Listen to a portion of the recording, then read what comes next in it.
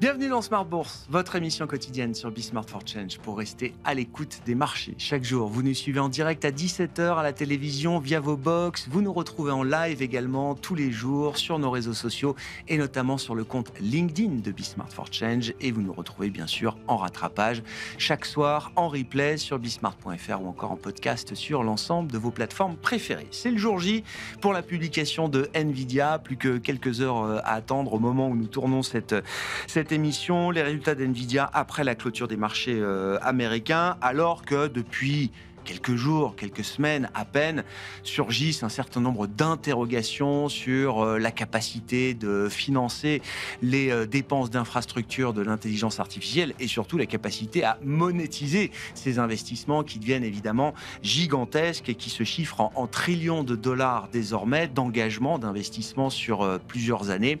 On verra ce que Nvidia peut apporter comme réponse à ces interrogations. En tout cas, Jensen Huang, le patron fondateur d'Nvidia, s'était déjà exprimé ces derniers temps pour confirmer un solide carnet de commandes de 500 milliards de dollars fermes d'ici 2026. Les résultats sont attendus en forte hausse, bien sûr, et Pauline Gratel vous apportera un peu plus de détails dans un instant. Le moment de doute sur l'IA qui s'est matérialisé, oui, par des baisses de quelques pourcents pour les grandes valeurs technologiques. Nvidia est 10% sous ses sommets historiques, tout comme Amazon ou encore Tesla, dans un compartiment du marché un peu différent. Meta est à moins 20% par rapport à son sommet historique. Ça n'enlève rien aux performances stellaires que ces groupes ont pu enregistrer et générer au cours des derniers mois. Et puis l'autre publication ce soir, ce sera la publication des minutes de la Réserve fédérale américaine qui donneront le compte-rendu d'une réunion qui a été marquée par une dissension importante au sein du comité de politique monétaire de la Fed. Certains pensent qu'il ne faut plus baisser les taux, d'autres pensent qu'il faut les baisser à marche forcée, à coût de 50 points de base. On verra ce que ce compte-rendu apporte comme élément d'information supplémentaire aux investisseurs, avec là aussi un doute grandissant ces derniers jours sur la capacité de la Fed à délivrer une nouvelle baisse de taux dans la foulée des précédentes à l'occasion de sa réunion des 9 et 10 décembre prochains. Voilà donc pour les sujets du jour. Et puis dans le dernier quart d'heure de Smart Bourse, le quart d'heure thématique, nous reviendrons sur le thème de l'ISR. Après les années fastes de l'ISR, l'investissement socialement responsable a connu différents vents contraires, c'est le moins qu'on puisse dire. Comment repenser l'ISR en 2025? Vous pourrez voir ou revoir à ce sujet Antoine Dumont, le directeur de la distribution et des partenariats d'Ecofi. Rendez-vous dans le dernier quart d'heure de Smart Bourse pour ce thème autour de l'ISR.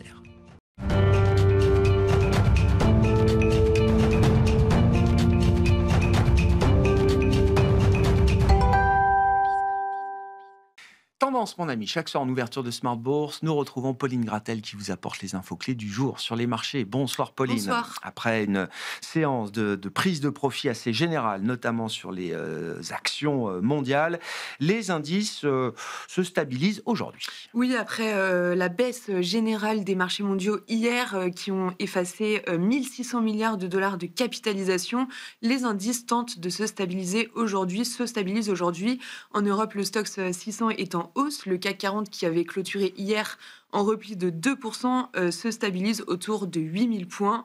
Aux États-Unis, les indices ont ouvert dans le vert, en hausse modérée, avant le grand rendez-vous qui aura lieu ce soir. Oui, la publication la plus importante du jour et du moment, c'est celle évidemment de Nvidia. Voilà, ça ne nous aura pas échappé. Nvidia publiera ses comptes du troisième trimestre. Le marché attend une croissance des ventes ainsi que du bénéfice net supérieur à 50% sur la période. Dans une période de doute sur les valorisations des big tech américaines, Nvidia sera-t-il le sauveur ou le point de rupture de l'engouement sur l'IA et sur la tech? Réponse ce soir à 22h en France. En attendant, les accords autour de OpenAI notamment se multiplient. Dernier accord en date, celui signé avec Target. Oui, les internautes délaissant les moteurs de recherche classiques au détriment de ChatGPT pour les fêtes de fin d'année, le partenariat expérimental débutera la semaine prochaine et les clients pourront mentionner Target directement dans ChatGPT et indiquer ce qu'ils recherchent. Au-delà de cette annonce, Target a fait état de ventes trimestrielles en repli à nouveau pour le 5e trimestre consécutif. L'entreprise a dévoilé un plan d'investissement d'1 milliard de dollars dans ses magasins l'an prochain. Le titre est à l'équilibre. Ouais, la grande distribution américaine qui publie effectivement ses résultats en fin de saison de publication, et on a eu également les comptes trimestriels de Lowe's Group. Oui, le distributeur de produits de rénovation ouvre en hausse de plus de 3%. L'entreprise fait état d'un bénéfice supérieur aux attentes sur le 3e trimestre. En raison d'une nouvelle acquisition, l'entreprise relève également ses objectifs de vente annuelle. En revanche, les ventes en données comparables pour le 3e trimestre manquent les estimations. Et puis en France, sur le marché parisien, Kering a vu son cours de bourse reculer jusqu'à 4% au cours de cette séance. Oui, d'après une note interne rendue publique par Reuters, Luca De Meo évoque un délai de redressement de plusieurs années pour Kering, dont la marque Gucci connaît des difficultés. Le nouveau patron fixe un délai de retour à la croissance de toutes les marques du groupe sous 18 mois, mais précise qu'une performance financière optimale prendra 3 ans. Et puis, on notera également la chute assez sévère du titre Interparfums aujourd'hui. Oui, de 10%, ce qui porte son repli cette année à 40%. Interparfums a revu à la baisse son objectif de vente pour cette année, mais surtout, l'entreprise, en manque de visibilité, ne se projette pas sur 2026 et ne peut pas donner de prévision de vente. Quelques chiffres macro aujourd'hui, avec tout d'abord l'inflation britannique. Oui, pour le mois d'octobre, l'inflation britannique progresse de 3,5% sur un an. C'est légèrement supérieur aux attentes. Sur un mois, elle est conforme aux attentes en hausse de 0,4%. Dans sa version cœur, l'inflation est en hausse de 3,4%. En zone euro, on attendait aussi l'inflation du mois d'octobre, mais en seconde lecture, et elle est confirmée en hausse de 2,1% sur un an. Que dire des marchés obligataires aujourd'hui, Pauline ? Après ces données, les taux longs sont restés stables. Le rendement britannique à 10 ans évolue autour de 4,55%. Le rendement allemand à 10 ans est stable, autour de 2,70%. Aux États-Unis, le rendement à 10 ans est stable également, autour de 4,10%. À noter par ailleurs que le rendement japonais à 10 ans se tend toujours et se rapproche de 1,80%. Enfin, sur le marché d'échange, le dollar est stable et l'euro-dollar se traite autour de 1,16. Quel sera le programme de demain sur les marchés pour les investisseurs ? Demain, les investisseurs vont donc arbitrer les résultats de Nvidia. Ils auront également pris connaissance des minutes de la Fed et suivront les comptes de Walmart. Demain, c'est le jour J. Côté macro, c'est le retour du rapport sur l'emploi américain. On l'attend au titre du mois de septembre, sachant que le taux de chômage ne sera pas publié. Tendance, ça fait rire les économistes déjà. Tendance, mon ami, chaque jour en ouverture de Smart Bourse, Pauline Grattel vous apporte les infos clés du jour sur les marchés.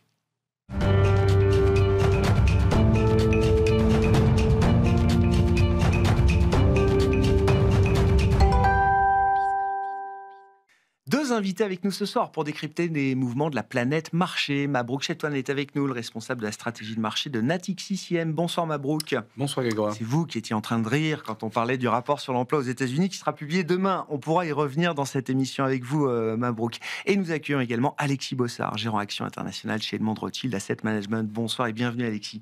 Bonsoir Grégoire. Merci d'être là. Parlons des marchés actions avec vous, Alexis, et parlons de l'action peut-être la plus importante du monde, évidemment celle de Nvidia. Un de vos confrères nous rappelait qu'évidemment l'histoire d'Nvidia n'a pas commencé avec ChatGPT il y a 3 ans maintenant. Elle a complètement été transformée évidemment par l'arrivée de l'IA générative, mais ça fait quand même déjà 40 ans dans l'histoire 40 trimestres dans l'histoire de Nvidia que le groupe bat les attentes, trimestre après trimestre. Il y a une forme de régularité quand même dans la capacité de Nvidia à battre les attentes. On a le sentiment qu'aujourd'hui, battre les attentes, ça suffit plus. Faire mieux que les surprises attendues, c'est déjà presque la nouvelle normalité pour une entreprise comme Nvidia. Il faut continuer d'entretenir les révisions à la hausse qu'on peut avoir sur le thème de l'IA. C'est clair, c'est la publication à attendre. C'est la principale capitalisation mondiale, donc clairement tout le monde l'attend. On est sur cette évolution, cette révolution qui est l'intelligence artificielle, qui marque donc depuis maintenant plus de 18 mois les marchés boursiers. Et pour autant, je ne suis pas sûr qu'on ait d'énormes surprises ce soir. Pourquoi ? Parce que déjà, la supply chain en elle-même, c'est là où il y aura le goulot d'étranglement par rapport à la production des puces NVIDIA. Et on sait où on en est. Le pipeline, il est donné pour les 24 prochains mois également. Donc, on sait quel est le marché qui va être délivré. Donc, au niveau des chiffres, je ne pense pas que c'est là où vraiment on aura de grosses surprises.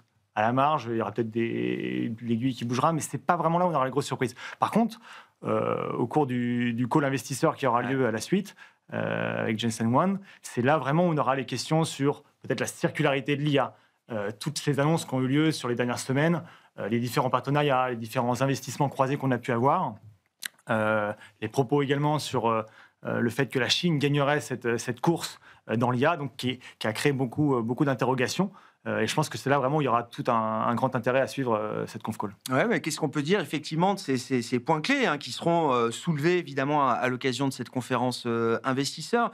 Oui, effectivement, un des derniers propos de Jensen Huang, quand il était en Asie d'ailleurs, je crois, est-ce que c'était au moment du sommet de la PEC avec Trump, en tout cas autour de cette période-là, il y a à peine quelques semaines. La Chine gagnera la course de l'intelligence artificielle pour plein de raisons, notamment pour une raison essentielle, c'est que l'énergie en Chine est massivement subventionnée et Jensen Huang considère d'ailleurs que power is free en Chine, que l'électricité est gratuite et qu'on parle là bien d'une matière première nécessaire pour faire tourner les centaines, voire les milliers de data centers qu'on est en train de construire. Clairement, je pense que quand il a tenu ses propos, c'était une façon aussi de réveiller un petit peu nos amis américains, peut-être européens également, sur le fait qu'effectivement en Chine, ça va vite et ils rattrapent clairement leur retard. Par rapport au fait tout simplement déjà que la Chine avance d'un seul homme, contrairement à nous occidentaux. Également parce que en termes de financement, également, il y a un financement qui est soutenu, les investissements sont moindres, le coût de l'énergie l'est moins, et c'est un vrai sujet justement. Ce sont les deux limites qu'on donne au déploiement de l'IA. C'est effectivement l'accès au financement. On parlait de trilliards de dollars, donc il va falloir les financer. La Chine effectivement avance avec des montants qui sont bien plus mesurés. Et l'autre, c'est l'accès à l'énergie, à une énergie pas chère. Et c'est le vrai sujet aux États-Unis. Les prix de l'électricité sont en hausse de 6% cette année. Et dans les différents États, comme la Virginie, l'Illinois ou encore même le Texas, on est plutôt sur des trends qui sont double de 6%. On est plutôt à 13, 15%, etc. Et cette tendance, on en est un petit peu au tout début. Et c'est vrai que ça va être un vrai sujet par rapport à la question justement de la rentabilité de ces investissements, qui reste justement un petit peu en suspens sur les marchés depuis quelques semaines. Ouais. C'est deux modèles économiques autour de l'IA, effectivement, qui s'affrontent ou qui vont s'affronter demain entre le modèle économique que les États-Unis sont en train d'essayer de construire et le modèle économique que la Chine est en train d'essayer de construire de son côté, Alexis. Oui, complètement. On a d'un côté un pays qui a mis le paquet avec DeepSeek pour une pénétration, une adoption rapide, même si effectivement les modèles sont peut-être moins puissants. De l'autre, côté US, on a une course à plusieurs acteurs où on espère qu'il y en a un qui gagnera. Donc les investissements, il y a un peu aussi peut-être une surenchère dans les investissements annoncés. Et effectivement, c'est un modèle qui est très différent de celui de la Chine. Par contre, la question de l'énergie, et je pense que c'était là le commentaire de Jensen, c'était justement de mettre en garde sur il va falloir certainement accélérer de ce côté-là, à la fois pour délivrer les permis, par rapport à l'énergie, favoriser l'implantation de nouvelles centrales, favoriser l'implantation de nouvelles capacités de production énergétique pour faire baisser la facture énergétique à la fin et rester compétitif.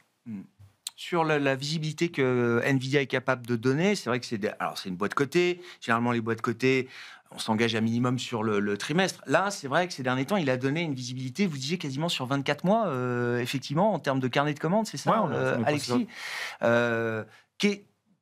je veux dire, est-ce que c'est solide? Est-ce qu'on est sûr que dans 24 mois, NVIDIA sera toujours l'acteur leader technologique qu'il est aujourd'hui, ou est-ce que déjà dans 24 mois, on peut quand même se poser des questions, et puis sur la valeur aussi de ces GPU, c'est un des points clés de ceux qui s'interrogent aussi aujourd'hui. Qu'est-ce que vaudra un GPU dans 1 an, 2 ans, 3 ans, 4 ans, 5 ans? Comment est-ce qu'on va amortir aussi ces équipements-là, et comment est-ce qu'on va passer ça dans les comptes d'une entreprise comme NVIDIA, qui s'est donné pour objectif de sortir, je crois, un nouveau modèle chaque année maintenant? Alors, c'est une question, effectivement, qui est assez dure à répondre. Ouais. Un point qui est intéressant, c'est que ça va très vite. Si on prend, par exemple, les CAPEX annoncés par principalement les hyperscalers, les Amazon, Microsoft, Google, si on se remet même ne serait-ce que 3 mois en arrière, on était sur des chiffres qui étaient quasiment 150 milliards en deçà de ce qu'ils sont aujourd'hui. Ouais. Donc, ça va très vite. Là, on est clairement plutôt à relever à la hausse ces ambitions-là.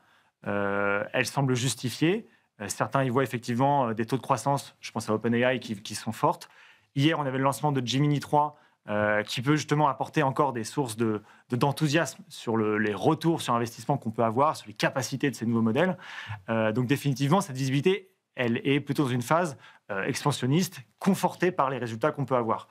Sur la partie de l'énergie, c'est peut-être plus là où on aura des questionnements. C'est-à-dire qu'au-delà des différents investissements qu'on a déjà annoncés, je pense qu'au-delà, donc on parle de 45 gigawatts de data centers dans les 3 prochaines années. Aux États-Unis? Dans le monde? Aux États-Unis. Aux États-Unis. 45 gigawatts, donc c'est l'équivalent d'une trentaine de centrales nucléaires, comme ça, en 3 ans. Un EPR, c'est 1,5 gigawatts, quoi. Voilà, Ouais. sachant qu'une centrale nucléaire, on ne va pas le faire d'un claquement de doigts, on va plutôt prendre 6-7 ans pour la construire. Une centrale à gaz, admettons, ça sera plutôt 4-5 ans. Donc on va avoir à un moment ou un autre un goulot d'étranglement qui va être lié à l'énergie. Donc il va falloir voir s'il n'y aura pas justement du côté de l'efficacité énergétique, des différentes puces qu'on utilise, des améliorations qui permettront de délivrer plus avec moins d'énergie. Néanmoins, c'est un sujet qui, au-delà de 18-24 mois, va commencer à sérieusement interroger. Et on sent déjà ces tensions sur l'énergie à travers des acteurs, justement, du secteur de l'énergie aux États-Unis, notamment, Alexis? On a un paquet. Ouais. Les plus évidents qui sont ressortis et dont on voit des très fortes performances sur l'année, ça va être les acteurs liés donc au nucléaire en particulier. Des acteurs qui avaient des actifs nucléaires. Je pense à Vistra, je pense à Talen. On peut retrouver aussi les acteurs qui avaient des actifs dans le gaz. Il y a eu plusieurs transactions qui se sont faites justement pour racheter des actifs existants. Je pense à Énergie en particulier. Parce que la difficulté, souvent, c'est au-delà même il y a le fait de construire, d'obtenir les turbines. Par exemple, des turbines de chez Siemens ou GE Vernova qui, eux, ont des carnets de commandes pareils pleins pour les 3 prochaines années. La grosse difficulté, c'est comment vous imbriquez ça avec les riverains, avec le réseau, ça commence avec la data, etc. Ça commence à se rebeller. Hein. Le voisinage de ces centrales où les prix commencent à flamber, oui, ça commence à se rebeller un peu, oui. Et c'est là où on commence à avoir un sujet, clairement par rapport à ça. On a déjà en Europe des moratoires qui ont été mis en place. Je pense à l'Irlande, où les data centers prennent maintenant 20% de la consommation électrique sur ce pays. Et aujourd'hui, où il y a un moratoire pour limiter l'implantation de nouveaux data centers pour éviter des problèmes de coupure, de blackout ou une inflation démesurée des prix de l'électricité. Puis toute l'industrie de la construction est tournée vers les data centers. Oui. Non, mais je voyais que, on construit plus d'immeubles résidentiels. On construit que des data centers. C'est 80% peut-être de la construction aujourd'hui aux États-Unis tournée vers les data centers. Le résidentiel, le logement, tout ça, ça passe à la trappe. Alors, Mabrouk, je ne vous ai pas laissé beaucoup de temps de parole. Ouais, j'ai pas encore parlé. Bah oui, c'est pour ça. Non, mais sur l'IA, on parlait d'NVIDIA. Non, mais il y a des. Alors, le goulot d'étranglement, effectivement, il est manifeste et il va clairement se créer quelque part. Alors après, quand on voit les choses de manière un peu plus positive, c'est-à-dire qu'en gros, on se dit, finalement, l'émergence de cette technologie va générer en fait une externalité positive, dans le sens où justement, on va se mettre à développer en fait la capacité énergétique, qui faisait effectivement à un moment donné défaut. Typiquement, pour aller développer une centrale atomique, donc on le voit dans notre pays, en France, on a un parc atomique qui figure parmi le premier du monde. On n'a rien fait pour l'entretenir. Donc on se dit quelque part, finalement, c'est pas une si mauvaise chose que ça, d'avoir finalement ces acteurs, ces gros gourmands en énergie, qui vont débarquer et qui vont se dire, où est-ce que l'énergie est pas chère? Il y a une carte à jouer finalement pour pour les pays en tout cas qui disposent déjà d'une infrastructure énergétique déjà installée et qui peuvent entre guillemets l'entretenir. Le secteur public, alors nous encore plus en France, on n'a absolument pas les moyens pour pouvoir l'entretenir. On a des finances publiques qui sont dans l'état que l'on connaît tous. Et donc, finalement, quelque part, je me dis qu'il y a peut-être quelque chose à faire, forme finalement de partenariat public-privé, il faut le dire, finalement, qui permettrait quelque part de générer ces externalités positives. C'est-à-dire qu'en gros, tout le monde gagnerait à avoir finalement plus de génération électrique. On redonne de la valeur à l'énergie, quoi. Mais quand vous regardez la croissance des bénéfices attendus pour 2026 aux États-Unis, il y a un des secteurs, sur la tech évidemment, qui est toujours dans le vert, mais il y a aussi l'énergie en fait. Et ça, c'est pas anodin non plus. Ça fait écho à tout ce que Alexis a développé finalement sur cette thématique énergétique, ce besoin d'énergie. Et il y a encore une autre thématique qui est celle du réseau. Aux États-Unis, c'est pas connecté. Typiquement, un hiver froid au Texas, ça a été commenté, les prix d'électricité ont bondi de 2000%. Bon, voilà. Et habituellement, l'hiver n'est pas froid au Texas, il neige pas.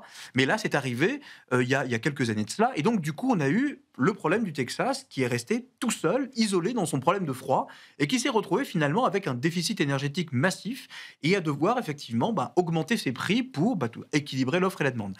Donc, il y a quand même des défis majeurs aux États-Unis Donc, je suis d'accord effectivement sur l'analyse en disant que la petite saillie du président, du CEO de Nvidia, en disant maniez-vous parce qu'en fait, vous êtes en train, sur les aspects un peu structurels et fondamentaux, de perdre la course, si ce n'est qu'elle est déjà perdue. Oui, en effet. Mais il y a quand même de la place, me semble-t-il, pour une forme de duopole. C'est-à-dire qu'en gros, une espèce de pseudo-guerre froide sur finalement la thématique de l'IA, avec les Chinois et leurs modèles, moins énergivores et assez différents, qui pourraient finalement s'adresser à d'autres entreprises, des pays effectivement qui ne disposent pas des capacités financières pour pouvoir acquérir la technologie américaine, plus demandeuse d'énergie, plus chère, et qui finalement, tout le monde pourrait s'y retrouver. Une forme de Donc la duopole. Chine fournira le mass market et les États-Unis fourniront les entreprises qui auront les moyens de s'offrir leur intelligence artificielle. Et donc, on pourrait arriver à une forme de duopole, un truc un peu stable, et un truc à la Boeing et finalement et Airbus. Donc, non, mais ça existe. Et pourquoi finalement ça n'existerait pas au fond avec l'IA? Bon, alors, en sachant que l'Europe a été évoquée de manière plutôt anecdotique. Nous, on est perdus dans ce game. Non. Nous, c'est foutu. Nous, on a fait Airbus, mais on ne fera pas le Airbus de l'IA. Oui, non, d'accord. Déjà fait Airbus, c'est déjà pas mal. Oui. Mais oui, effectivement, le problème de l'Europe, c'est qu'à la limite, on peut se retrouver quelque part dans un morceau, dans un maillon de la chaîne, typiquement la chaîne énergétique, pourquoi Bien pas, sûr. ou une autre forme de chaîne, en quelque sorte, peut-être produire des cerveaux, parce qu'il faut quand même, là aussi, avoir les capacités, entre guillemets, avoir le capital humain nécessaire pour pouvoir faire tourner, en fait, et générer et alimenter toutes ces intelligences artificielles, qui ne sont pas si artificielles que ça, finalement, quand on y pense. Et donc, in fine, peut-être réinvestir, en fait, à la fois le capital énergétique et le capital humain, finalement, serait peut-être une stratégie pour se positionner. Et on voit bien que, finalement, la Chine, là où elle a aussi une carte à jouer, tout le monde le sait, c'est sur les terres rares, évidemment, c'est une carte de négociation absolument maîtresse, puisque finalement, si Donald Trump avait des velléités finalement d'aller embêter quelque part la Chine sur sa capacité à vouloir se développer sur la thématique de l'IA, non, il peut pas en fait en réalité. Et ça reboucle finalement sur un autre point, finalement, les tarifs douaniers dont tout le monde effectivement pressentait que c'était une catastrophe. Tout le monde a un petit peu révisé ses anticipations. Et nous, on estime que, en fait, au fur et à mesure que le temps va avancer, qu'on va se rapprocher notamment des midterms, etc., il y a plus une probabilité pour voir finalement ces tarifs douaniers baisser en fait. On va normaliser la politique tarifaire. Exact. Elle est en fait déjà conforme aux attentes du marché. Parce qu'il y a la réalité de la communication trumpienne, à savoir, oui, on taxe tout le monde à hauteur de je ne sais plus combien, ce qui fait qu'en moyenne, on arrive sur un tarif affiché moyen de l'ordre de 18-20%, alors qu'en réalité, c'est 2 fois moins. Et donc, in fine, ce chiffre pourrait encore diminuer et donner un peu plus de respiration, finalement, à la croissance américaine. Et c'est là où, évidemment, on arrive pour revenir sur Nvidia, et pourquoi est-ce que tout le monde se focalise aujourd'hui sur Nvidia, la tech, etc. C'est parce qu'en fait, on ne sait plus où regarder. Il n'y a pas de data macro. En fait, il n'y a plus rien à se mettre sous la dent. Vous pensez vraiment que c'est ça? Franchement, ça fait un moment que Nvidia est quand même l'entreprise la plus importante du monde. Non, mais en ce moment, c'est la data micro. Et que même les jours de réunion de la Fed, on regardait toujours peut-être un peu plus Nvidia que la décision de la Fed. Mais non. Peut-être pas vous. Moi j'ai un biais évidemment. Mais non, bien évidemment que Nvidia c'est la boîte micro qui a le poids d'une data macro, qui a le poids du NFP. Mais néanmoins, il y a quand même, aujourd'hui, on est dans le flou le plus total. Et l'incertitude, finalement, la double incertitude que l'on a sur à la fois la tech, mais également, finalement, sur l'idée que la Fed pourrait ne pas délivrer, c'est ça, en fait, qui, aujourd'hui, continue à nourrir cette inquiétude de marché. Mais là encore, de manière tout à fait normale. Regardez juste la vol implicite sur les marchés américains, elle n'est pas du tout en train d'exploser. Elle est montée un petit peu, elle redescend, elle vivote dans des terrains qui sont ça montre en tout cas que les investisseurs sont conscients des risques, sont pas BA devant la hausse de marché, et que oui, le VIX à 20, 25, oui, ça montre que, encore une fois, les gens dans les marchés sont conscients des risques qu'il peut y avoir. Et ils sont prêts à payer un petit peu plus de premium pour se protéger contre un éventuel, on va dire, accident de marché. Mais on parle juste de respiration. Quand on parle investissement aujourd'hui, Alexis, chez Edmond Rothschild Asset Management, est-ce qu'il faut encore traiter le thème de l'IA à travers notamment les Mag 7, les hyperscalers comme vous dites, ou est-ce que déjà on est en train de se dire que 2026 pourrait être une année qui verrait, je ne sais pas, alors on a beaucoup parlé du logiciel applicatif à un moment, qui sous-performe aujourd'hui, est-ce qu'on va chercher quand même à avancer un peu cette frontière de l'IA au-delà des seuls vendeurs de pelles et de pioches, ou est-ce qu'on est encore dans un sweet spot par rapport à ça, Alexis? Comme disait Mabrouk, je pense que depuis une dizaine de jours, on est un peu dans une respiration sur les marchés, une respiration qui est plutôt tout à fait saine. Pour la thématique IA, par rapport à ce qu'on disait juste avant sur la solidité, la visibilité qu'on a sur les investissements qui sont faits, clairement, ça reste une thématique d'investissement sur laquelle on est à l'aise. On n'a pas du tout l'impression qu'il y a une bulle, qu'il y a vraiment un risque de ce côté-là, un risque même de marché, parce que vu la taille des enjeux, on est clairement sur cette question-là. Néanmoins, c'est vrai qu'en termes de gestion, on fait de la gestion active, et récemment, on a eu tendance, et c'est toujours pareil, c'est d'être dans des contrastes au sein des secteurs.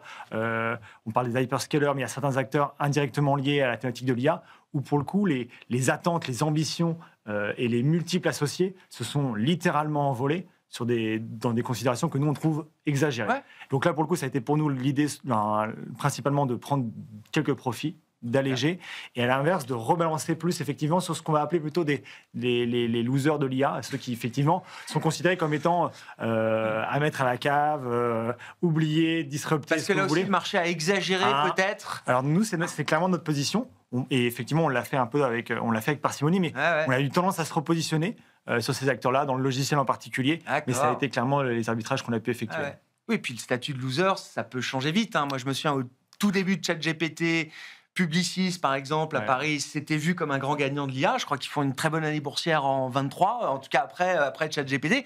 Et puis depuis, on a révisé un peu le jugement, et c'est vrai qu'on se dit, tiens, finalement, est-ce que l'IA va pas être une technologie qui va abîmer les modèles économiques d'une boîte comme Publicis? Enfin, le marché se questionne dans un sens et dans l'autre, quoi. C'est vrai. Après, pour recouper un peu ce que vous dites sur Publicis, mais à la fois, je pense à d'autres acteurs, je pense dans le logiciel, on pense à Dassault Systèmes, etc. Ça va être la façon dont vous pouvez ou pas être disrupté, la façon dont vous allez utiliser la data, quelle qualité de data, etc. Et c'est là où certains acteurs, qui ont parfois vu leur multiple baisser de 30-40%, on considère que peut-être là, il y a une exagération dans ce qu'on appellerait la disruption de l'IA. Et c'est clairement les arbitrages qu'on a pu faire récemment. Il y a peut-être effectivement le fossoyeur de certaines boîtes, de certains secteurs, comme ça peut être, et c'est exactement ça. De quelle manière on intègre l'IA dans finalement le modèle économique, dans le mode de production? Mais on peut déjà avoir des convictions d'investissement par rapport à ça?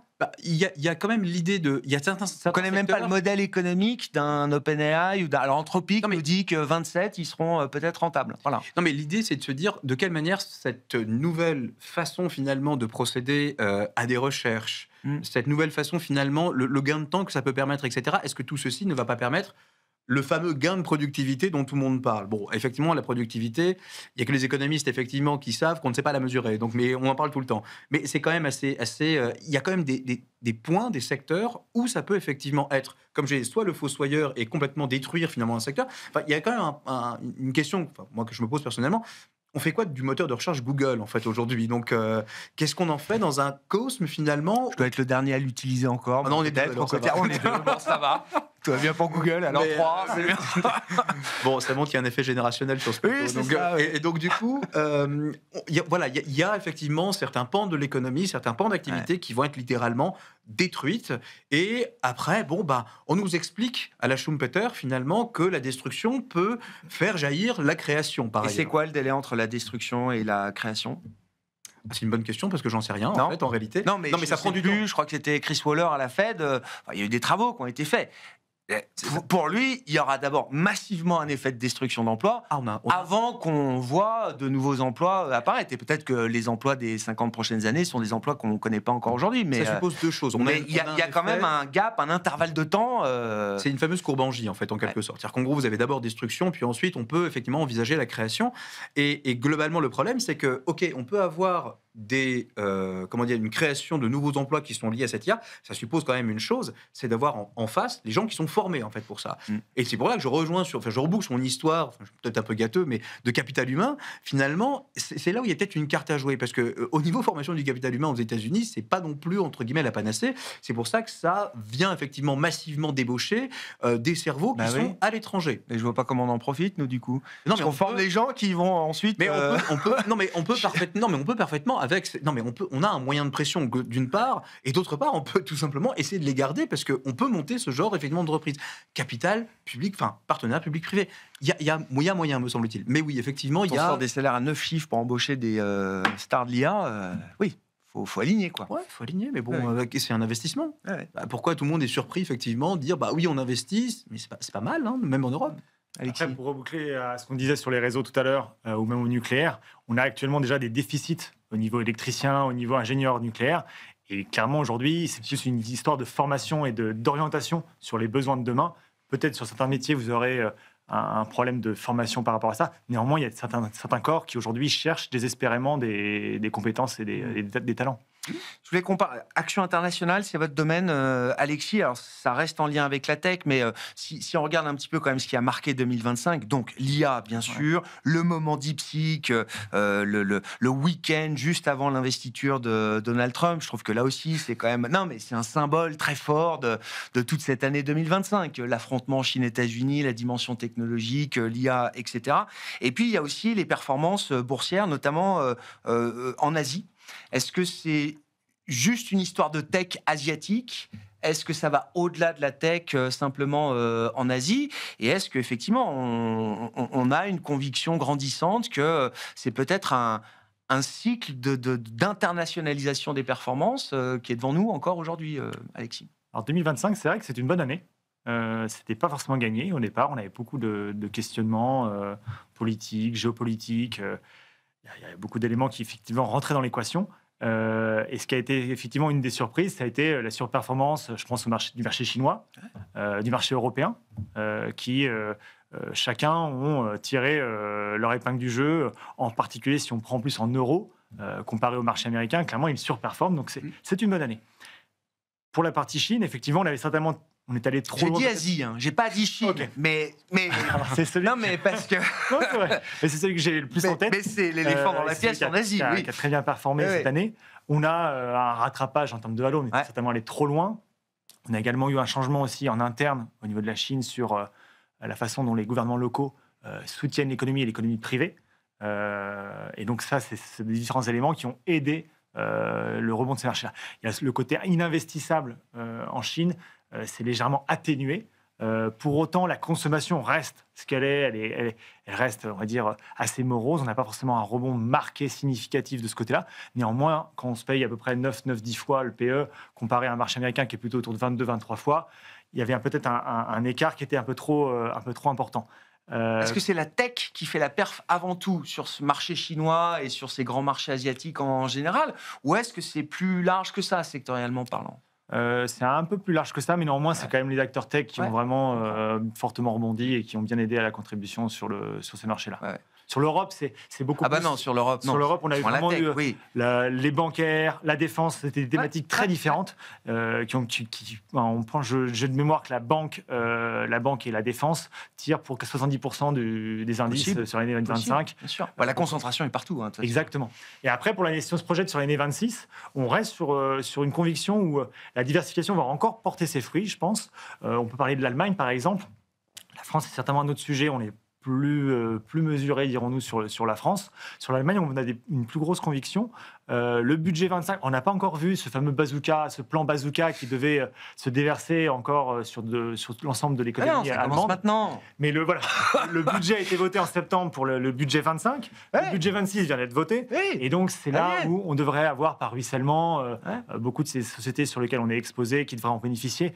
On parlait des réseaux, on peut parler des infrastructures, on parle de ces ponts qui s'écroulent en Allemagne. Est-ce que le marché a anticipé déjà ? C'est pas la totalité de ce qu'on pourrait voir comme résultat économique de ces investissements à terme ? Pour la partie construction et infrastructure, je ne pense pas. Il y a des valorisations qui sont restées relativement correctes. Sur la partie défense, j'aurais tendance à dire qu'on a effectivement intégré que maintenant on avait des niveaux de croissance qui n'étaient plus les mêmes, qu'il y avait une urgence par rapport à ce qui se passe en Ukraine, qui ont fait que les multiples se sont appréciés. Ce serait plus sur la partie construction, infrastructure, services que je chercherais à investir en Allemagne. Ouais. Clairement. Un petit point sur l'Asie, justement. Donc, effectivement, la Chine, oui, il y a le biais tech. Il y a aussi un biais, finalement, qui consiste à dire que le biais domestique, c'est-à-dire qu'en gros, faire sortir les ménages chinois, du secteur immobilier, où là, vous avez de la colle entre les mains. Pour les amener en bourse ? Pour les ramener, effectivement, sur quelque chose de liquide, et à la limite, et qui croit, à la limite, pourquoi pas ? Non, mais il y a une véritable incitation. Non, mais bien sûr. Le biais domestique aux États-Unis, c'est très puissant. Donc, même d'ailleurs, trop puissant. Donc, ça peut être source de problème. Mais en Chine, ils sont en train de répliquer à peu près la même stratégie. et ça a l'air de marcher. Ça, c'est le premier point. Et puis, On appelle ça la retail army. C'est pas pour rien. oui, L'armée des particuliers sur les Exactement. marchés. Et eux, finalement, c'est de la colle aussi. Hein. En gros, ils vendent beaucoup moins vite, finalement, que de gros acteurs institutionnels ou des hedge funds. Et le deuxième point, c'est finalement sur les pays en fait, satellites de l'Asie. C'est-à-dire qu'en gros, vous avez quand même deux pays qui ont bien bénéficié de ce biais tech, c'est la Corée et c'est Taïwan. Ouais. Et donc, ça continue, effectivement, et ça devrait continuer. Il n'y a pas de raison, finalement, de voir ces deux pays-là ne pas continuer de bénéficier, finalement, de ce boulevard. Ma question, s'il y a un pain sur la tech américaine, qu'est-ce qui se passe sur la tech asiatique au sens large, chinoise en particulier? Est-ce que ça amortit quand même le choc? Est-ce qu'il y a une vraie diversification, enfin une vraie décorrélation entre ces deux univers? Ou est-ce que, restant de la tech, la punition sera la même pour tout le monde? Je ferai une réponse d'économiste, la corrélation, elle n'est pas de 1, elle doit être de 0,5. D'accord, ok. Non, mais en fait, en réalité, c'est qu'on ne peut pas dire qu'il y a une énorme connexion, pour les raisons qu'on avait mentionnées. C'est qu'en gros, c'est deux modèles totalement différents. Certes, on utilise les mêmes D'accord. puces, etc. Donc il y a mais des on va- facteurs intrinsèques de part et d'autre. Enfin, Voilà. Et puis je ok. pense qu'il y a des interdépendances qui se sont créées au sein de l'Asie qui font que peut-être ça les immunise un peu plus finalement.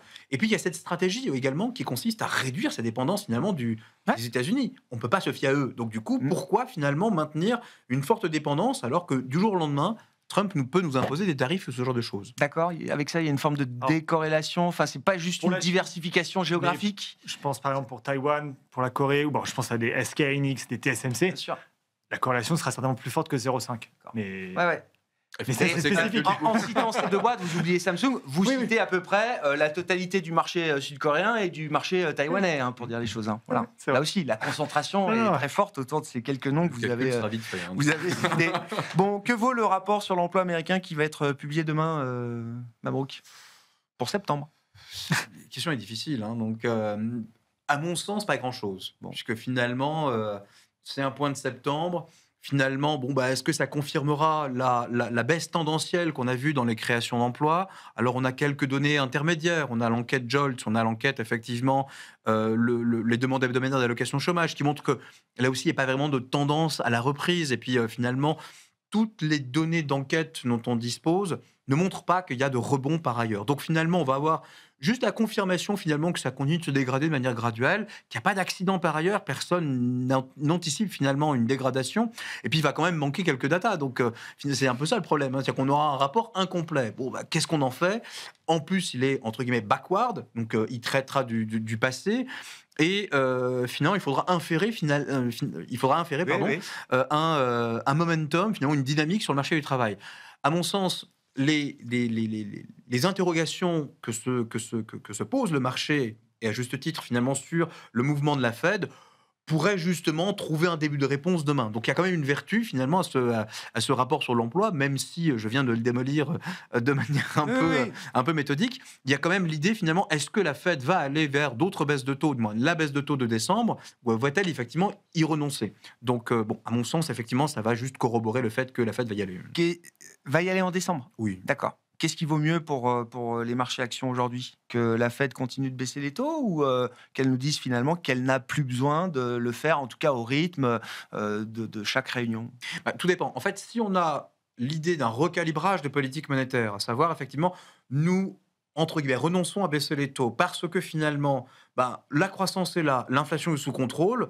Au fond, on est dans un paradigme qui n'est pas mauvais, qui est même plutôt bon. Et donc, de ce point de vue-là, on aura des secousses de marché, ça c'est sûr, mais finalement, le momentum va reprendre effectivement le dessus. En revanche, si on a une situation où on sent bien véritablement qu'il y a une hésitation de la part de la Fed, à savoir, finalement, cette inflation, certes, elle est sous contrôle, mais elle est résiliente. La croissance, finalement, elle est relativement faible, mais elle ne se dégrade pas. Il y a peut-être l'émergence encore de cette thématique de stagflation, alors là, qui pourrait affoler tout le monde. Donc, si on est dans le recalibrage de politique monétaire, mais avec un message positif, là, finalement, encore une fois, ça va swinger, mais ça va repartir. Si on est en revanche dans une thématique plutôt, finalement, attention, ça se dégrade de partout, mais finalement, on n'a pas les outils pour pouvoir intervenir, en tout cas pas avec les taux, et finalement, ça pourrait être beaucoup plus grave. Vous préférez une Fed qui baisse les taux ou qui marque une pause? Pour les actions, j'entends. Non, complètement. C'est un choix assez compliqué. Vous disiez qu'il y avait beaucoup de divergences au sein même de différents membres de la Fed. La question, ça va être effectivement par rapport à la consommation et par rapport aux ménages les moins aisés, où on a un questionnement sur à la fois l'emploi dans quelle mesure il va être suffisamment solide ou pas. Et de l'autre, par rapport aux différentes publications qu'on a vues dans la consommation, je pense à Procter, je pense à Chipotle, on peut penser aussi même à Home Depot hier, qui l'équivalent Leroy Merlin, qui faisait un warning, où on sent que la consommation de ces ménages, pour le coup, est un peu compliquée. Et pour le coup, la réponse d'une baisse des taux serait plutôt favorable aux ménages aisés, qui favoriserait l'effet richesse à travers une baisse des taux, plutôt qu'une action directe pour ces ménages sur lesquels actuellement on attend une plus grosse solidité. Donc il y a un peu une sorte de paradoxe qui va être lié à ça. J'aurais plutôt tendance à penser qu'il y aura un peu un statu quo sur une absence de baisse des taux. Mais... Ah ouais. On verra, c'est 50-50 aujourd'hui. Mais ça veut dire que si la Fed n'a pas la réponse aux problèmes que vous décrivez pour effectivement 60, 70, 80% des consommateurs américains, Trump, il a la réponse. C'est l'échec. Il va falloir. Ouais. Non, c'est certainement une des réponses qui vont arriver, je pense, 2026. Donc, si ce n'est pas la Fed, ce sera l'échec. Oui, mais l'échec, c'est la Fed. Enfin, oui, d'accord. Donc, à un moment donné, ça veut dire, en toile de fond, attention, on est peut-être prêt à réactiver un QE, enfin, un truc dans le genre. Enfin, c'est quand même... Et là aussi, si on a l'échec, et là, c'est entre guillemets, double salto, puisque vous avez à la fois... la consommation qui repart, donc la croissance effectivement qui est soutenue par son principal moteur, et un QE, donc une espèce, encore une fois, une politique monétaire non conventionnelle qui va soutenir effectivement les valorisations. Tout le monde va s'y retrouver, ça va être encore la fête aux États-Unis. Donc, mais comment on finance tout ça? Donc encore une fois, le marché s'inquiète finalement, enfin s'est inquiété, plus trop maintenant, même si on sent qu'il y a de la résistance, parce que on a franchi le 4%, temporairement, on est descendu à 3,95%. Mais on sent bien que finalement, c'est quand même difficile aujourd'hui, avec des niveaux d'endettement, avec la croissance finalement des déficits attendus, d'aller finalement payer seulement 3 et des poussières finalement pour la dette américaine, pour aller prêter de l'argent aux États-Unis. Il y aura un premium et là encore, il y a des arbitrages qui vont se manifester. Et on peut imaginer, là, il nous reste quelques minutes pour envisager un peu 2026, on l'a déjà évoqué par petites touches, mais la hiérarchie des performances qu'on a observées en 2025, c'est-à-dire quand même des marchés émergents qui surperforment l'Europe, qui elle-même surperforme les États-Unis, c'est une hiérarchie de performance qu'on peut conserver, toutes choses égales par ailleurs, sur une année comme 2026 ? Alors, c'est pas exclu, honnêtement, puisqu'il y a quand même quelque chose aussi en Europe qui se manifeste. Alors, je serais un peu moins... Alors, je vais reformuler. Je serais un peu moins sûr, effectivement, que les États-Unis, que les marchés américains sous-performent les marchés européens. Tous les autres marchés, d'accord. Voilà. Et notamment le marché européen. Parce que finalement, on a quand même une chose d'un point de vue macroéconomique, c'est qu'on a quand même un affaissement très net de la croissance américaine. Et donc ça, globalement, si on pense qu'il y a quand même une relation entre la macro et la micro, eh bien mécaniquement, ça se voit également, on a cette sous-performance. La croissance européenne, en fait, ne fait qu'accélérer depuis 2023. En fait, donc on démarre de très bas, je le concède. Et on accélère très lentement. Mais alors, c'est jamais spectaculaire. Mais encore une fois, c'est jamais spectaculaire. Et quand c'est spectaculaire en Europe, c'est suspect. Donc, du coup, fondamentalement, ça continue de s'améliorer. L'Allemagne sortira de l'ornière. On a eu 3 années consécutives de croissance négative, voire même à zéro. Le dernier trimestre allemand était encore à zéro. Ça s'améliore graduellement. Le plan, effectivement, les politiques budgétaires vont se diffuser. Donc, il n'est pas impossible d'avoir finalement un cosme où à la fois l'Europe et les États-Unis performent, mais je mets quand même une pièce. Non, je mettrais une pièce sur les États-Unis quand même. Ah oui. Oui. Et les émergents? Et les émergents, devant l'Europe aussi. D'accord. Ouais. Ok. Il y a quand même le réservoir de croissance, il est quand même là-bas aussi. Ouais. Donc le macroéconomiste que je suis me dit que finalement on doit identifier la zone de croissance dans un cosme, encore une fois, où le dollar sera stable. Le dollar a été problématique pour beaucoup de gens en fait cette année, pour beaucoup d'investisseurs, et cette année, l'année prochaine, a priori, il n'y a pas de raison pour que le dollar reperde 10% sur le dollar. Non, reperde 10% ou même reparte dans le décor. Enfin, ça va rester relativement stable au niveau que l'on connaît. Visibilité, du coup, le marché aime. Bon, pour 2026, là, quels sont les messages Après, il y a si on prend l'Europe dans sa globalité... C'est-à-dire quoi, avec le Royaume-Uni et la Suisse? Le Royaume-Uni, oui. La France... La France, oui. Encore, oui. Donc là, pour le coup, je pense que l'Europe serait certainement peut-être un peu en deçà des US. Par contre, au sein de l'Union européenne, je pensais encore une fois à l'Allemagne ou autre, il y aura certainement des poches, des zones, des secteurs qui devraient bien mieux tirer leur épingle du jeu. Ça, c'est clair. On parlait de ce plan bazooka. Je pense que l'année 2026, c'est là où on commencera à avoir les premiers effets. On commence aussi à voir l'atténuation des contraintes liées au prix de l'énergie en Allemagne. On voit également aussi la mise en place des barrières douanières, aussi également en Europe. C'est laborieux, c'est long, mais ça arrive. Et tout ça milite quand même pour que l'Europe tire son épingle du jeu, je pense, en 2026. Les US, je reste aligné, c'est dans le sens où ça reste la première économie au monde. La thématique des data centers et de l'IA, elle contribue au PIB. Maintenant, c'est pratiquement 1% de croissance. C'est une thématique, c'est quand même un rouleau compresseur qui continue et qui va aider, je pense, l'année 26 aux US. Et la directionnelle des taux pourrait être un élément qui, si ce n'est pas en décembre, si c'est un peu plus tard, en tout cas aidera. On parlait tout à l'heure des tarifs douaniers. La facture sera peut-être moins salée que ce qu'on craignait il y a encore quelques mois. Et donc, les US, in fine, seraient certainement, encore une fois, le marché qui devrait bien se comporter. C'est pas la fin des États-Unis. On n'était pas là pour annoncer la fin des États-Unis, mais oui, ça reste un marché solide et central pour toutes les allocations d'actifs aujourd'hui dans le monde. Merci beaucoup, messieurs. Merci d'avoir été les invités de Planète Marché ce soir. Alexis Bossard, gérant Action Internationale chez Edmond Rothschild Asset Management, et Mabrouk Chetouane, responsable de la stratégie de marché de Natixis IM.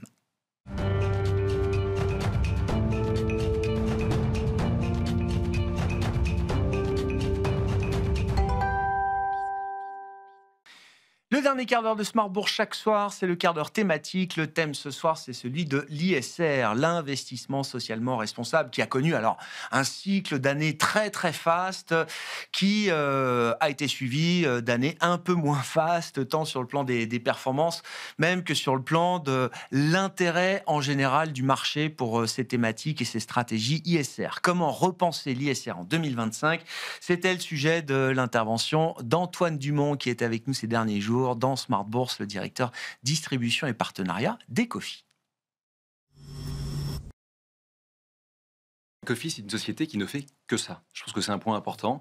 On est la filiale du groupe Crédit Coopératif. On gère aujourd'hui environ 10 milliards d'euros et l'entièreté de nos fonds sont ISR. Ça veut dire que tous nos fonds vont passer au travers d'une méthodologie propriétaire qui s'appelle Prism et qui va encapsuler des fonds monétaires jusqu'aux fonds actions en passant par tous les autres fonds.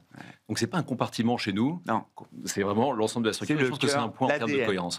L'ADN. Et vous êtes même de fait devenue une entreprise à mission, la première société de gestion française à choisir ce statut d'entreprise à mission, Antoine, c'est ça ? Tout à fait, avec cette idée de conjuguer la performance financière et les aspects de durabilité. Ça nous semble évidemment essentiel. Ouais.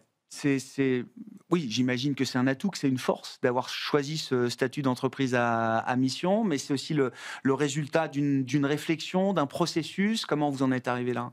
C'est assez naturel finalement pour Ecofi qui ne fait que ça. Donc il y avait cette logique d'inscrire dans nos statuts le fait qu'on devait inscrire la durabilité en plus de la performance financière.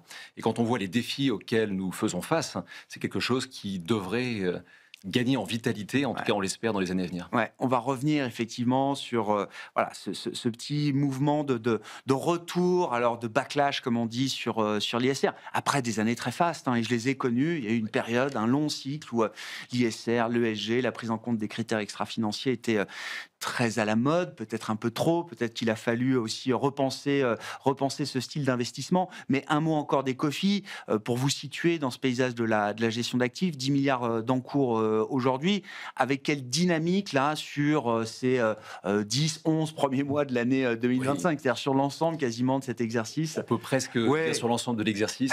L'année est faite là. Oui, c'est une très bonne année. On n'est jamais à l'abri de surprises sur les marchés financiers. On est d'accord. Mais on peut dire que c'est une très bonne année chez Ecofi. On collecte un peu plus d'1,5 milliard net. Et ce qui est intéressant, c'est qu'on collecte sur l'ensemble des classes d'actifs. On collecte sur le fonds monétaire Ecofi Trésorerie, qui est un paquebot chez nous, 5 d'encours, et on collecte également sur des fonds obligataires, des fonds multi-actifs, et également sur des fonds actions. Et ça, c'est un point important. Je pense notamment à notre fonds Ecofi Smart Transition, qui a débuté l'année à 38 millions d'encours et qui tangente les 250 millions aujourd'hui. On va évoquer, parce que Smart Transition, ça nous dit quelque chose déjà de l'approche ou des différentes approches qu'on peut avoir pour traiter, ou en tout cas pour essayer d'apporter des réponses à la question du dérèglement climatique, en l'occurrence. Mais si je reviens un peu sur l'ISR et la perspective qu'on peut donner autour de ce style d'investissement, il y a eu effectivement toute cette période d'année faste, alors accompagnée en plus avec un coût du capital très faible, voire négatif parfois, et qui a sans doute soutenu aussi ce style ou ce thème de gestion, Antoine. Et puis, depuis quelques années, quelque chose d'un peu plus vacillant et avec également l'idée que beaucoup de réglementations, beaucoup de contraintes se sont empilées pour les gérants ISR. Et j'ajoute à cela la petite touche politique, la montée des populismes qui fait que dans certaines régions du monde, non seulement l'ISR est plus à la mode, mais on revient même à des stratégies beaucoup plus fossiles. En l'occurrence, on peut parler évidemment des États-Unis, de Donald Trump, de ce point de vue-là. Comment on repense encore une fois l'ISR partant de ce qu'on a connu pour ce Je pense que style. quand on regarde la conjonction de facteurs qui aujourd'hui a tendance justement à faire de l'ISR pour certains investisseurs moins un territoire d'investissement que ça a pu l'être les années passées, je pense que c'est important de revenir sur ce qui se passe. Vous l'avez évoqué, on a vraiment cette idée ISR égale réglementation, égale contrainte. Donc pour certains investisseurs, si on ne l'aborde que par cet angle-là, c'est sûr que c'est moins enthousiasmant. Et de l'autre côté, il y a évidemment ce discours public qui charrie de plus en plus de scepticisme. Il y a un mois et demi, le président Trump, à la tribune des Nations Unies, a tout de même dit que le changement climatique était la plus grosse arnaque de l'histoire.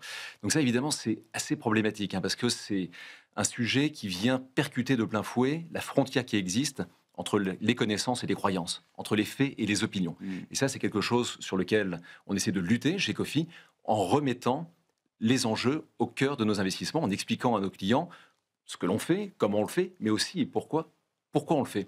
En fait, la question, c'est de répondre pourquoi nous faisons ce que nous faisons. Et nous faisons ça pour répondre à des grands enjeux. On a parlé de la dérive climatique, on a parlé de la déplétion des ressources, de l'effondrement du vivant. Il y a une multitude de sujets qui s'imposent avec force. Et de façon étonnante, au moment où ils s'imposent et on devrait y répondre, on a ce discours-là qui prend forme. Exactement. Je comprends. L'oreille est attentive quand vous traitez à nouveau ce sujet, quand on remet les arguments sur la table, et c'est toujours bien de le faire aussi, Antoine. L'oreille des clients, des partenaires est attentive. Ça parle encore quand même l'ISR aujourd'hui. Je pense qu'il y a plusieurs. Vous avez collecté plus d'1 milliard, donc oui, pour une maison 100% ISR, il y a la réponse est déjà en partie dans la question. On voit ce dynamisme, donc ça c'est très encourageant.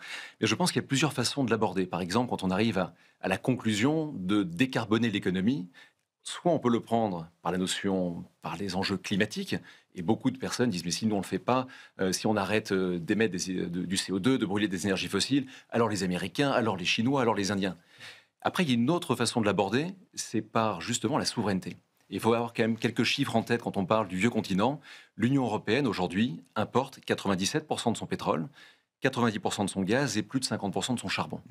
Sauf que les énergies fossiles, c'est 70% de la consommation du mix énergétique européen. Donc on est extrêmement dépendant. Donc pour nous, la décarbonation, on peut le prendre par le biais climat, et c'est quelque chose qu'on doit faire, mais on peut aussi, de façon assez égoïste, le prendre par la souveraineté. Et ça, c'est quelque chose qui devrait, à court terme, porter, et ça, c'est un discours qui porte aussi auprès de nos clients. C'est un levier puissant.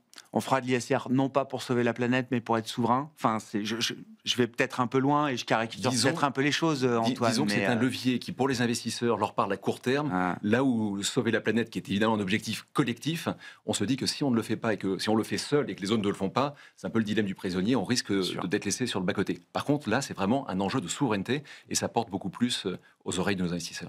C'est un discours qui parle aujourd'hui. Vous avez cité un de vos fonds Action qui s'appelle Ecofi Smart Transition. Il y a l'idée soit d'apporter des solutions pour lutter contre la dérive climatique, comme vous dites, soit d'aller chercher des entreprises qui sont capables de s'adapter aussi. C'est ça, Antoine ? Alors déjà, sur la partie climat, il faut savoir que l'ensemble des fonds chez Ecofi, tous les fonds ont un objectif d'intensité carbone qui doit être inférieur à leur univers. Donc ça, c'est déjà le premier point. Après, sur la partie climat, c'est ça. On a d'un côté un fonds de solutions, Ecofi Agir pour le climat, tout est dans le nom. Donc on est vraiment sur des solutions, on est sur un fonds qui embarque des biais sectoriels qui sont forts, qui sont assumés. On va identifier des secteurs autour de la décarbonation, de l'électrification, par exemple, l'économie circulaire, l'herméticité thermique des bâtiments, on peut décliner. Et de l'autre côté, on a un fonds qui s'appelle Ecofi Smart Transition, où on est sur de la transition. Donc là, il y a moins de biais sectoriels. On est sur des sociétés qui vont réduire leur dépendance aux énergies fossiles. Donc on est sur deux fonds qui sont labellisés ISR, article 9, sur la zone Europe, en gros, avec un biais action. et pourtant des comportements assez différents. Donc nous, ce qui nous semble intéressant, c'est d'épouser la thématique de façon exhaustive, Global. en ayant Ouais. un fonds de solution et un fonds de transition et d'adapter le curseur en fonction de son allocation. Sur la partie transition, la réglementation vous permet d'aller jusqu'où? C'est-à-dire, est-ce que vous êtes capable d'investir, de rentrer en portefeuille des entreprises qui sont dans des secteurs fortement émetteurs, qui sont elles-mêmes fortement émettrices, avec des plans de décarbonation, de baisse d'intensité, etc., qui vous paraissent crédibles et qui justifient cet investissement? Est-ce que la réglementation permet ça aujourd'hui? Ou est-ce qu'il faut quand même être déjà dans quelque chose de bien disant, entre guillemets? Alors, on est sur des acteurs qui vont réduire leur dépendance. Ouais. Par contre, la réglementation et le label ISR récemment a rehaussé ses exigences. Et donc, les pétrolières intégrées ne sont pas autorisées. Mais ça fait quelques années déjà que chez Ecofi, on les a sortis. Donc, ça n'a pas été un sujet quand Bercy a rehaussé ses exigences. Mais par contre, on a cette ambition d'avoir des sociétés qui réduisent leur empreinte carbone. Donc, on suit le scénario des accords de Paris, donné par l'Agence internationale de l'énergie, donc le scénario SDS, dont les sociétés, pour rentrer dans ce portefeuille, le fonds Ecofi Smart Transition, c'est un fonds quantitatif. Donc, on a vraiment un double filtre, une double exigence. Notre méthodologie propriétaire Prisme et justement cette liste de sociétés alignée avec la trajectoire 1,5 degrés des accords de Paris, ce qui nous permet dans un deuxième temps d'aller converger, c'est notre objectif, vers le comportement des marchés actions de la zone euro. Ce qui en fait un fonds cœur de portefeuille dans une allocation, ISR et article 9, avec un risque relatif au marché le plus faible possible. Et c'est ce qu'on essaie d'apporter à nos clients, et c'est aussi l'une des raisons pour lesquelles ce fonds a connu une collecte, un succès, un début de succès. En tout cas, on pense que ce fonds peut monter, on pense, plus haut. Oui. Ouais. Et comme quand vous dites épouser le comportement des marchés européens, mais c'est un fonds qui peut avoir quel type de comportement en termes de performance boursière par rapport à un fonds de solution Alors ça, c'est intéressant. Antoine, si on regarde l'année 2024, alors évidemment, ce n'est pas des fonds qui ont des comportements tout le temps opposés, c'est sûr que non. Mais si on regarde l'année 2024, le fonds de solution affichait une performance d'environ moins 11%. Le fonds de transition affichait une performance de plus 11%. Donc on voit bien que des moteurs de performance ne sont pas les mêmes. Et c'est la raison pour laquelle il nous semble intéressant d'avoir les deux en portefeuille. L'année 2025, là, à l'heure où on se parle, le fonds de transition doit être aux alentours de plus 16, porté par des marchés européens. Encore une fois, le fonds réplique la performance des marchés actions de la zone euro avec ses exigences supplémentaires. Et le fonds de solution doit être aux alentours de plus 8 depuis le début de l'année. Donc deux fonds complémentaires pour traiter ce sujet de la dérive climatique, notamment chez vous, chez Ecofi. Tout à fait. Antoine Dumont, directeur de la distribution et des partenariats d'Ecofi, qui était l'un des invités récents de ce quart d'heure thématique de Smart Bourse, à retrouver bien sûr en replay sur bismart.fr.